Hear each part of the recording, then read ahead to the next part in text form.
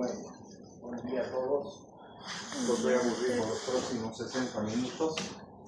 Es un tema importante, a mí me apasiona porque vamos a hablar del medio interno, ¿no? Cuando han entrado a la facultad, medio interno, ¿qué se conoce medio interno? Pero estas anomalías son las que nos van a traer más consecuencias y lamentablemente no podemos verlas, ¿no?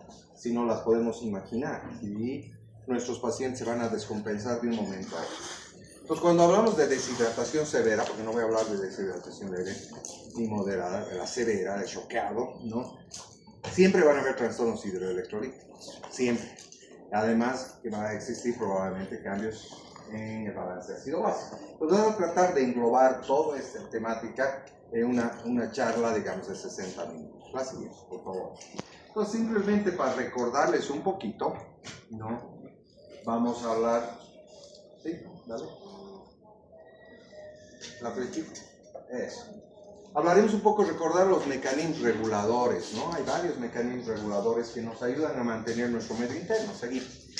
Entre aquellos mecanismos reguladores que vamos a ver en esta tabla, para recordarles, por ejemplo, la sed, por ejemplo, es un mecanismo importante, ¿no? Que depende muchísimo de la osmolaridad de la sangre, ¿no? Si aumenta la osmolaridad, nos da la sensación que nos falta agua, por tanto nos da mayor sed. Si disminuye la osmolaridad, todo lo contrario, hay mucha agua en nuestra sangre circulante, entonces esos sensores en el hipotálamo dicen, no tengo sed. Algunas hormonas que las conocen, la antidiurética, que vamos a hablar un poco más, el eje renina, angiotensina, aldosterona, el riñón, que ya si se acuerdan por fisiología, ¿no? Mediante esos mecanismos de concentración de la orina, nos ayuda a retener o a excretar una cantidad mayor de líquidos, ¿no? Hablamos de algunos receptores periféricos, como los vasoreceptores, los osmoreceptores que existen tanto en las carótidas, en las yugulares, que también nos van a permitir, en las carótidas, perdón, o en la aorta, nos van a permitir mantener ese equilibrio. Y vamos a hablar un poco más del péptido natriurético atrial, ¿no? Que se habla muy poco, sí. Entonces, cuando hablamos de la sed, entonces todos los mamíferos tenemos este mecanismo de la sed que nos ayuda a retener, ¿no? El sitio se encuentra a nivel del tercer ventrículo, en una área específica en el sistema nervioso central que sensa, ¿no? Cómo está. Fundamentalmente, ese se llama el núcleo preóptico, que sensa la osmolaridad de nuestra sangre. ¿Cuántas es la osmolaridad sanguínea normal? Hemos pasado de clases. Es algo de 1000 tantos. 280, 300, ¿verdad? Donde la mayor parte de la osmolaridad está dada, ¿por qué? ¿Por qué yo? Por el sodio. 2 veces el sodio más la glucosa sobre 16 más el BUM sobre 2.4, ¿verdad? Entonces, la siguiente. Entonces, el aumento de la sed está dado por aumento de la osmolaridad. Cuando hay disminución del volumen sanguíneo, un deshidratado, disminución de la presión arterial por cualquier motivo, aumento de la angiotensina o la misma sequedad de la boca nos produce un aumento de la sed. ¿Qué disminuye la sed? Todo lo contrario, disminución de la osmolaridad, un aumento de volumen, aumento de la presión, disminución de la angiotensina o distensión gástrica. De ahí viene la dieta del agua, ¿no ves? Si tomo 12 vasos de agua al día, puedo perder fácilmente peso en los próximos meses, ¿no? La siguiente.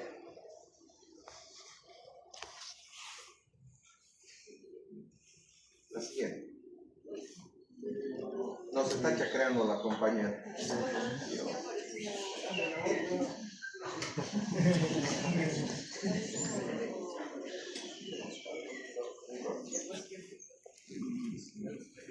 Me quedo sin batería.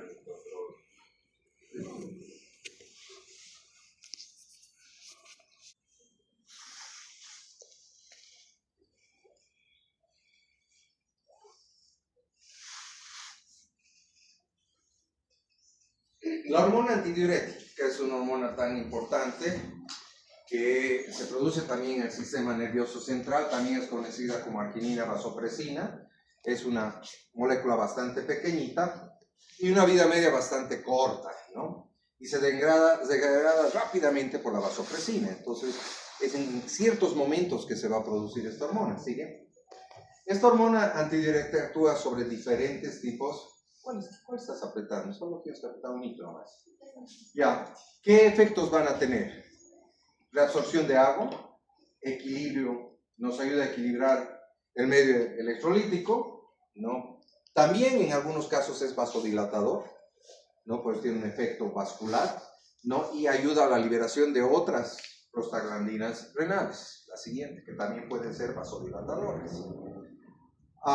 El efecto de reabsorción del agua probablemente es el efecto que más conocemos, ¿no? En el cual nos ayuda a aumentar el volumen circulante, y esto se da a nivel de los riñones. Como vemos, tiene 3 receptores, B1, B2 y B3. En cada uno ejerce una acción diferente. La siguiente. Aquí vemos esos efectos. Por ejemplo, en el receptor B1 tiene una relajación del músculo vascular liso, por eso una vasodilatación es uno de los efectos. Este es el más conocido, en el receptor tipo 2 de la hormona antidiurética, que nos ayuda a nivel del túbulo colector a incrementar la permeabilidad para el agua. Por eso se llama antidiurética, ¿no? Entonces retenemos líquidos. Otros receptores, como el receptor 3 en la hipófisis, sirve incluso como neurotransmisor y nos ayuda a la liberación de ACTH. Dentro de algunos de los otros efectos. Y en algunos casos, incluso fíjense, a nivel del útero, que han llevado en obstetricia, o a nivel de las mamas, también se la conoce por su otro efecto como la oxitocina, ¿verdad? Que produce vasoconstricción de esos conductos para el vaciamiento de la leche o la contracción uterina. Así bien. Entonces, en términos generales, ayuda a reabsorber sodio y también a secretar potasio, ¿no? Entonces, es importante ver esto de que en algún momento nos va a ayudar a disminuir el potasio sérico, la hormona antidiurética. Siguiente. El otro sistema que me estaba olvidando en cuanto a la resistencia vascular. Entonces hay liberación o hay disminución del volumen circulante.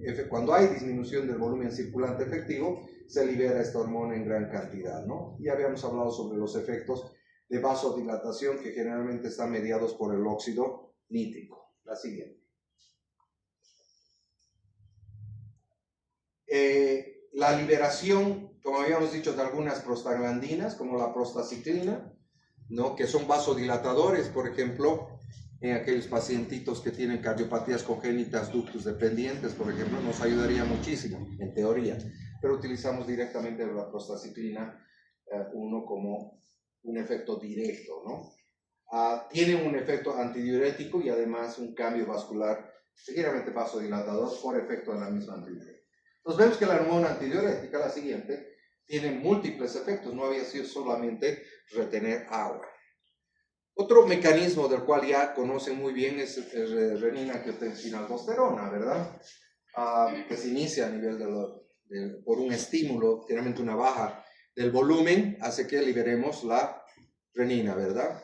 Y de esta, la liberación de la angiotensina 1 por el angiotensinógeno se convierte en angiotensina 2, ¿no? Y tiene múltiples efectos. Nos ayuda a aumentar la presión arterial, ¿sí? Por ese efecto vasoconstrictor poderoso, ¿no? Nos ayuda en la angiogénesis, en la hemodinamia renal, en la reproducción y liberación de otras catecolaminas, y también tiene efectos directos en algunas terminaciones nerviosas, o sea, como un neurotransmisor. La siguiente.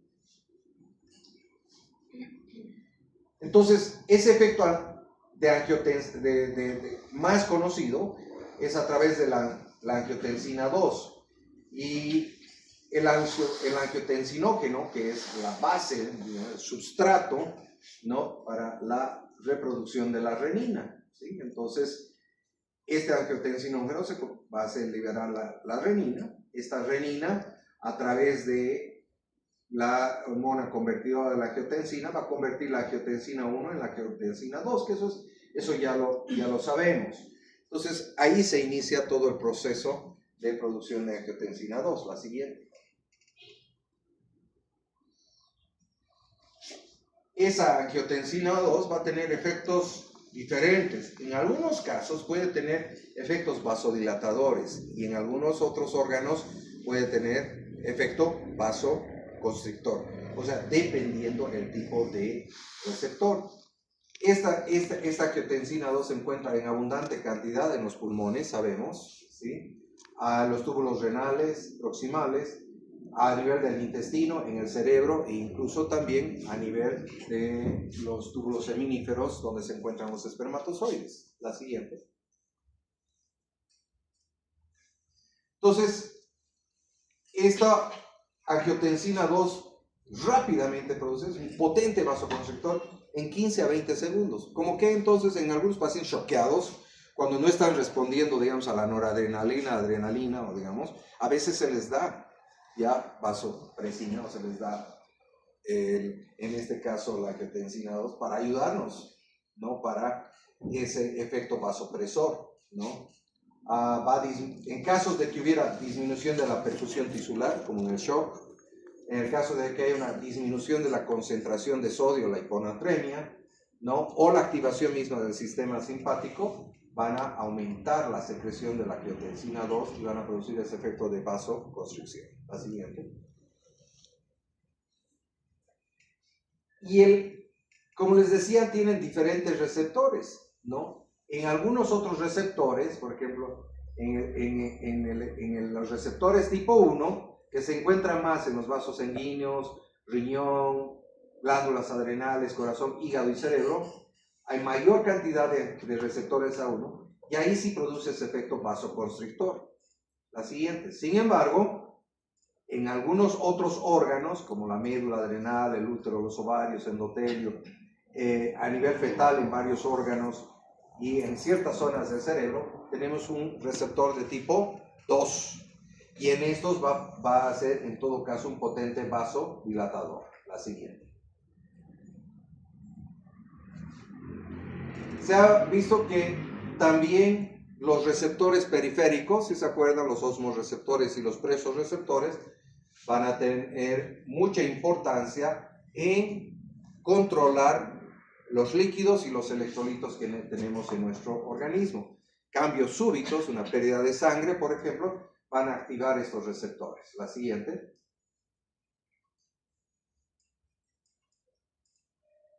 Algunos de esos receptores de volumen, que le llamamos presorreceptores o quimorreceptores, que van a responder a esos cambios de volumen, se encuentran, ya saben, en los senos carotídeos, en el arco aórtico o en las arteriolas aferentes glomerulares del riñón. ¿Sigue? Por último, hablemos un poquito del péptido natriurético atrial, ¿no? Que había tenido 3 tipos de componentes. Había sido de tipo A, tipo B y tipo C. Y es importante saber porque cada uno de estos también tiene un efecto diferente. La siguiente. Entonces, el péptido natriurético atrial, por ejemplo, puede tener acciones a nivel del sistema cardiovascular, a nivel renal o a nivel del sistema nervioso central. El que más conocemos generalmente es a nivel renal. La siguiente. Este péptido natriurético atrial produce que la presión arterial se reduzca, ¿no? Al disminuir la resistencia vascular. Va a reducir el tono simpático en algunos casos, ¿no? Especialmente el C a nivel del sistema nervioso central puede producir efectos vasodilatadores, en todo caso, para mejorando la circulación cerebral. Y el péptido C generalmente actúa más que todo a nivel del sistema venoso. La siguiente. El péptido entonces natriurético atrial produce natriuresis y poliuria. Y obviamente al jalar o al perder sodio, por eso se llama natriurético, pierde sodio, pierdes agua. Aumenta la producción local de urodailantin. Urodailantin es un poderoso vasodilatador, ¿no? Que se utiliza también en algunos fármacos como un vasodilatador en otro tipo de patologías, ¿no? Y inhibe la recaptación de agua del túbulo colector mediante la hormona antidiurética. O sea, tiene un efecto antagonista a la hormona antidiurética. Entonces, una retiene agua y la otra nos permite eliminar agua. La siguiente. A nivel del sistema nervioso central, como les había dicho, ya actúa sobre los vasoreceptores periféricos fundamentalmente, ¿no? E inhibe la secreción de vasopresina o hormona antidiurética y la corticotrofina. O sea, tiene un efecto antagonista estas dos hormonas.